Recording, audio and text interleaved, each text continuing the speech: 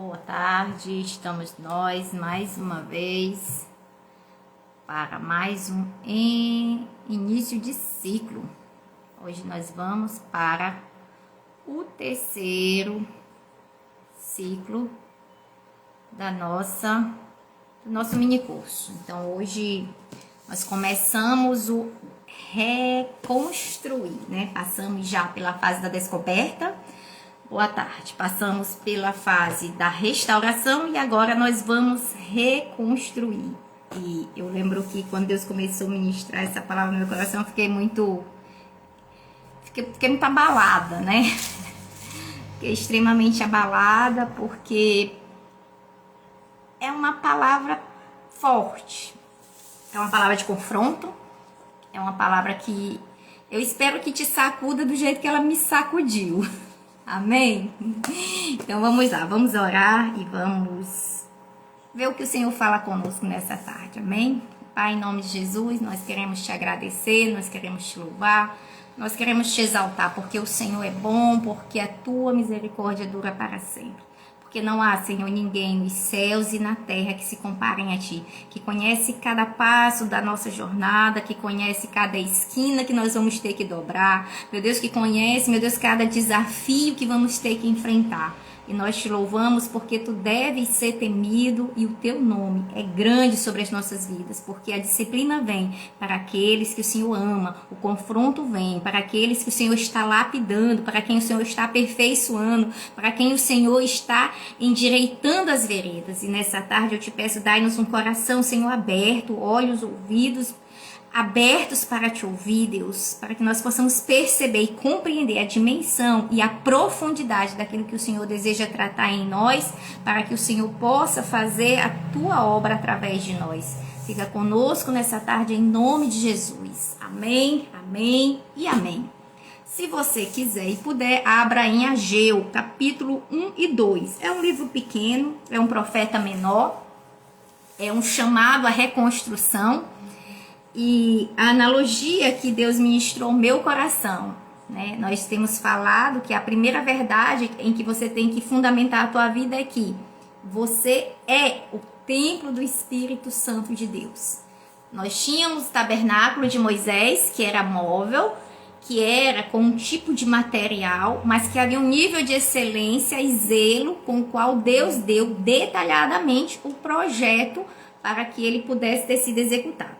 Certo? Depois a gente avança no tempo e o templo de Salomão excede em magnitude, beleza, glória, majestade, tudo aquilo que foi o tabernáculo de Moisés, em termos de estrutura física, aonde a glória de Deus ia ser habitada. Nós vimos já que no tabernáculo, quando ele foi consagrado, o que aconteceu? Depois que tudo foi feito como Deus havia instruído Moisés, a glória do Senhor desceu. Ordem estabelecida, glória manifesta. Depois, o mesmo padrão, Templo de Salomão, glória, ordem estabelecida, glória manifesta. Só que, à medida que a glória é manifestada, o que acontece? O julgamento, ele é mais direto, ele é mais preciso. Ananias e Safira, vocês se lembram que eles contaram uma mentira que, para muitos, poderia ser só uma mentirinha. Mas foi uma mentira e por causa disso eles morreram imediatamente. Foram fulminados. Os filhos de Eli, o nível do pecado deles, comparado ao de Safira, a gente pode dizer que seria muito, muito pior.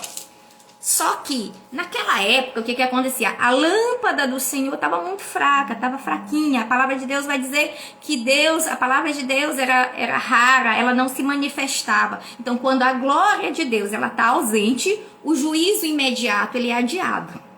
Quanto maior a glória de Deus, maior é o julgamento. Tá? Então, o que acontece? Ageu, ele vem exortar o povo a trabalhar na reconstrução do templo. O templo, ele havia sido pilhado, ele havia sido destruído, e nessa época Deus começa a levantar os profetas para exortar os líderes a trabalhar na reconstrução do templo. Esse é o contexto. E aí nós vimos depois que nós somos o templo do Espírito Santo, que está sendo preparado, segundo Paulo, para a habitação de Deus. Estamos sendo edificados casa espiritual de Deus. Então, pensa nisso. Houve uma progressão, tá? Um tabernáculo móvel, mas feito de um material frágil, segundo o que Moisés viu no céu, ele executou na terra.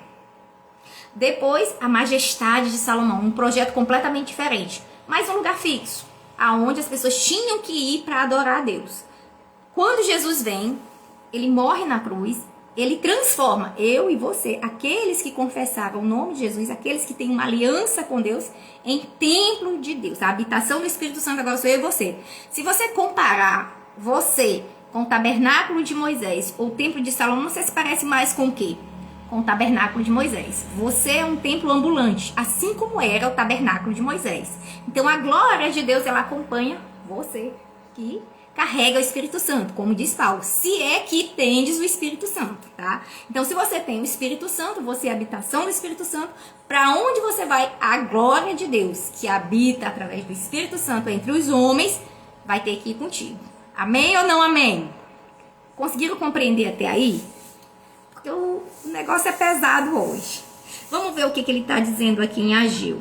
No primeiro dia do 6º mês, do 2º ano do reinado de Dario, a palavra do Senhor veio por meio do profeta Ageu ao governador de Judá, Zorobabel, filho de Saltiel, e ao sumo sacerdote Josué, filho de Josadac, dizendo: assim diz o Senhor dos Exércitos, este povo afirma, ainda não chegou o tempo de reconstruir a casa do Senhor. Agora pensa, eu sou a casa do Senhor. E eu te pergunto, é tempo de você reconstruir sua vida? Ou você acha que ainda dá para adiar mais um pouquinho tudo que você está adiando? Por isso a palavra do Senhor veio novamente por meio do profeta Ageu. Acaso é tempo de vocês morarem em casas de fino acabamento enquanto a minha casa continua destruída? Você é a casa do Senhor, se lembre disso. É tempo de você cuidar de outras coisas e não cuidar da casa do Senhor? A casa que é você. Eu lembro que esses dias eu postei lá no nosso grupo que a gente tem tempo para cuidar da casa, cuidar dos filhos, para trabalhar, para fazer isso, para fazer aquilo outro, mas a gente não tem tempo para o autocuidado. Você lembra disso? É mera semelhança ou não? E aí, o que o Senhor está dizendo? Agora, assim diz o Senhor dos Exércitos, vejam, aonde os seus caminhos o levaram. Aquilo que você tem feito tem te levado para onde? Os hábitos que você tem hoje tem te levado para onde? Tua conduta, os teus comportamentos, os teus hábitos, aquilo que você faz, tem te levado para onde? Você tem plantado muito, colhido pouco. Vocês comem, mas não se fartam. Bebem, mas não se satisfazem. Vestem-se, mas não se aquecem. Aquele que recebe salário, recebe para colocar numa bolsa furada. É um nível de escassez muito grande. Por quê? Porque há um segredo para que tudo isso seja transformado. Assim diz o Senhor, vejam com os seus caminhos, vejam aonde os seus caminhos têm levado. Então, toda vez que a palavra de Deus, ela repete, isso é de interpretação bíblica, tá? Toda vez que há uma repetição de uma mesma frase, de um mesmo versículo completo, Deus está chamando a atenção, para que você preste atenção.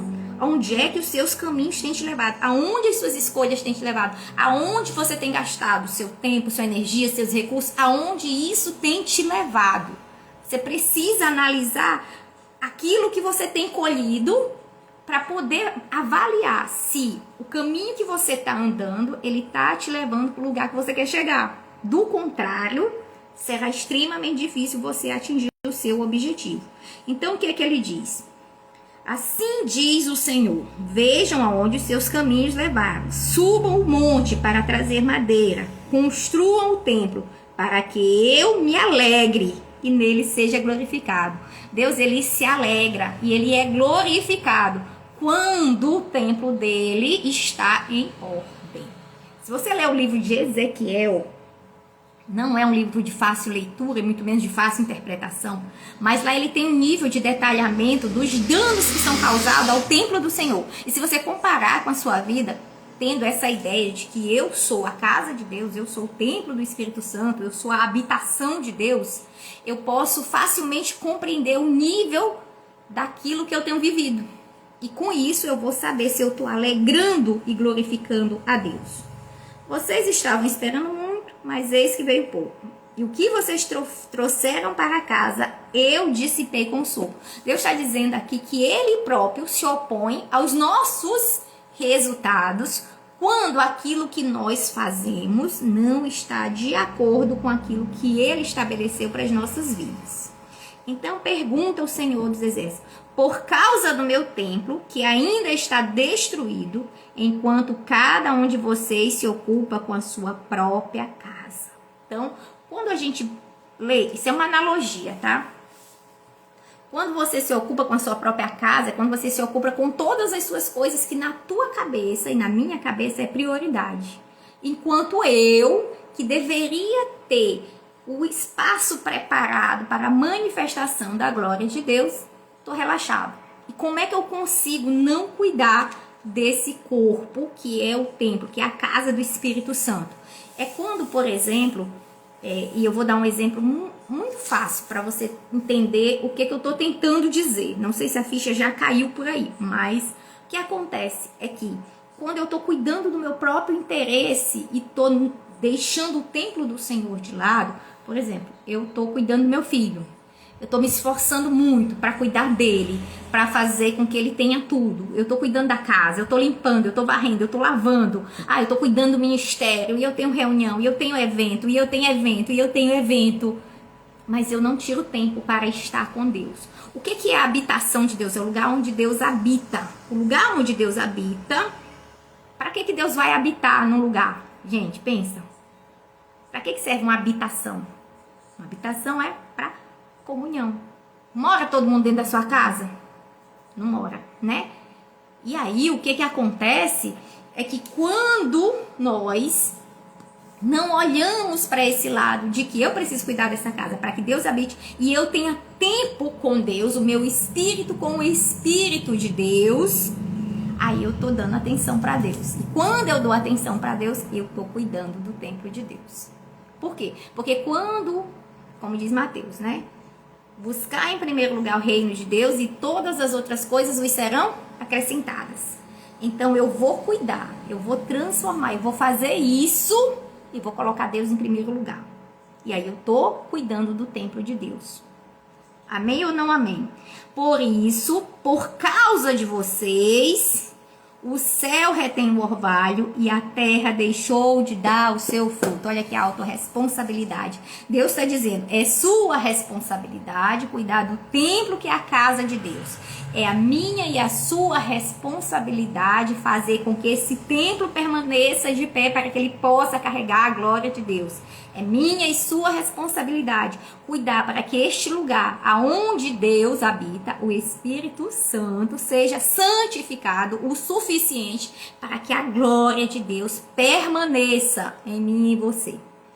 O Espírito Santo não habita em lugar desordenado, em lugar sujo, em lugar contaminado. Amém? Nos campos e nos montes provoquei uma seca que atingiu o trigo, o vinho, o azeite e tudo mais que a terra produz, e também os homens e o gado. O trabalho das mãos de vocês foi prejudicado. Quantas vezes a gente se esforça, às vezes na frente de um evento mesmo, às vezes tentando fazer alguma coisa para Deus, e a gente não vê qualquer resultado espiritual digno de dizer, uau, foi isso, né? Então ele vai dizer, Zorobabel, filho de Saltiel, sumo sacerdote, filho de Josadaque, e todo o restante do povo obedeceram à voz do Senhor, seu Deus, por causa das palavras do profeta, a quem o Senhor, seu Deus, enviara, e o povo temeu o Senhor. Então, eu quero ser hoje boca de Deus, eu quero ser profetisa do Senhor na tua vida e te dizer, ei, te levanta e reconstrói o templo da tua vida, para que Deus habite. Amém. Então Ageu, o mensageiro do Senhor, trouxe esta mensagem do Senhor para o povo. Eu estou com vocês, declara o Senhor. Assim o Senhor encorajou o governador Zorobabel e o sumo sacerdote Josué e todo o restante do povo. E eles começaram a trabalhar no templo do Senhor dos Exércitos. Uau! Então, que essa mensagem, que ela seja de confronto, mas que ela seja também de encorajamento, porque o que vem agora é a melhor parte, tá? E isso aconteceu no 24º dia do 6º mês do 2º ano do rei de Dario. No 21º dia do 7º mês, veio a palavra do Senhor por meio do profeta Ageu novamente. Pergunte o seguinte ao governador de Judá, Zorobabel, e ao sumo sacerdote Josué: quem de vocês viu este templo em seu primeiro esplendor? Comparado a ele, não é nada com o que vocês veem agora. Ou seja, lembra que eu falei de três templos, né? Haviam 3 glórias diferentes, haviam 3 estruturas diferentes, mas a glória de Deus era a mesma. Então, o que você viu não é nada ao que você verá após a reconstrução. Essa é a palavra que eu tenho para você. O que você já viveu, o que você já experimentou, não é nada comparado após a reconstrução que você vai viver. Se você reconstruir o altar do Senhor na tua vida e se tornar de fato a habitação do Espírito Santo de Deus, a glória da primeira casa, nunca será maior, né? A glória da segunda casa vai ser muito maior que a da primeira. Amém? Você recebe essa palavra no seu coração? Então ele diz: coragem, Zorobabel, declara o Senhor. Coragem, sumo sacerdote Josué. Coragem ao trabalho. Lembra que eu falei, gente, como isso é massa? Esses dias a gente falando, né, como Deus ele foi endireitando o nosso caminho ao longo desses 21 dias, né? As 2 semanas que já passaram e essa última que tá chegando agora. A gente tem falado muito sobre isso, de buscar a Deus, mas de também trabalhar. Buscar a Deus, mas também fazer a nossa parte. Confiar em Deus, mas não deixar de fazer aquilo que nós podemos fazer. E isso aqui é sobre isso. Por quê? Porque a palavra de Deus, ela vem para te encorajar, ela vem para te motivar, mas ela nunca vai poder fazer aquilo que você faz. Como Marta e Maria, eu preciso do trabalho de Marta, eu preciso da adoração de Maria. E aí o milagre, que é Lázaro, vai se manifestar. Amém? É isso. Então, ele continua, porque eu estou com vocês, né? Desde lá, Isaías 43, a gente tem visto, né? Que Deus está conosco, literalmente. Ele tem trabalhado na vida de todo mundo. Eu não vi ninguém nesse desafio que não tenha sido tocado por aquilo que Deus está fazendo, tá? Então, Tina, estou muito impactada, né? Com esta palavra final para esta semana, né? Desse direcionamento. Então, esta é a aliança que eu fiz com vocês quando vocês saíram do Egito. Meu Espírito está entre vocês, não tenham medo. Lembra de Isaías 43? Não tenha medo. Eu te chamei pelo nome, tu és minha. Assim diz o Senhor, dentro de pouco tempo, farei tremer o céu, a terra, o mar e o continente. Farei tremer todas as nações, aos quais trarão para cá os seus tesouros. Encherei este templo de glória, diz o Senhor dos Exércitos. Tanto a prata quanto o ouro me pertencem. Olha aí, Ingrid. Declara o Senhor dos Exércitos. Glória. A glória deste novo templo será maior do que a do antigo, diz o Senhor dos Exércitos. E neste lugar estabelecerei a paz, declara o Senhor. No 24º dia do 9º mês do 2º ano do rei Dario, a palavra do Senhor veio de novo ao profeta Ageu. Assim diz o Senhor: façam os sacerdotes a seguinte pergunta sobre a lei. Se alguém levar carne consagrada na borda de suas vestes e com ela tocar num pão, ou em algo cozido, ou em vinho, ou azeite, ou em uma comida qualquer, isso ficará consagrado? Os sacerdotes responderam não. Em seguida ele perguntou: se alguém ficar impuro por tocar num cadáver e depois tocar em alguma destas coisas, ela ficará impura? Sim, responderam os sacerdotes, ficará impura. Ageu transmitiu esta resposta do Senhor. É o que acontece com este povo, com esta nação. Tudo que fazem, tudo que me oferecem é impuro. Lembra que eu falei que Deus ele não tem como habitar num lugar onde não está santificado, onde não está purificado, onde não está preparado, onde não está pronto, onde não está ordenado? Então, a minha desordem externa, a minha escassez externa, ela está muito relacionada com aquilo que é interno. Você já deve ter ouvido isso em algum lugar, mas está aqui, tá? Então, por causa de vocês, por causa da tua conduta, por causa daquilo que você tem feito, por causa das escolhas, por causa dos caminhos que você tem caminhado, você não está tendo resultado. É isso que a palavra está dizendo. Mas, no momento em que você entender que há uma chave de virada, de mudança, que é essa aqui. O verso 15 vai dizer o seguinte: agora preste atenção, de hoje em diante. Quando? De hoje em diante. É uma decisão que você toma. Depois que você toma consciência, você tomou consciência, você descobriu. Percebeu quem são teus sabotadores? que foi o que a gente fez nessa jornada. Nós descobrimos quem era Deus, nós descobrimos quem nós somos, descobrimos quem tem impedido a gente de avançar. Agora, de agora em diante, presta atenção, reconsidera em que condições você vivia antes de tudo que você tem vivido até aqui, né? E aí ele vai dizer, em que condições vocês viviam antes que se colocassem sobre pedra do templo do Senhor? Quando alguém chegava a um monte de trigo procurando 20 medidas, havia apenas 10. Quando alguém ia a depósito de vinho para tirar 50 medidas, só encontrava 20. Eu destruí todo o trabalho das mãos de vocês, com mofo, ferrugem, granizo, mas vocês não se voltaram para mim. A partir de hoje, e aí ele dá uma data, isso vai entrar na nossa tarefa, tá?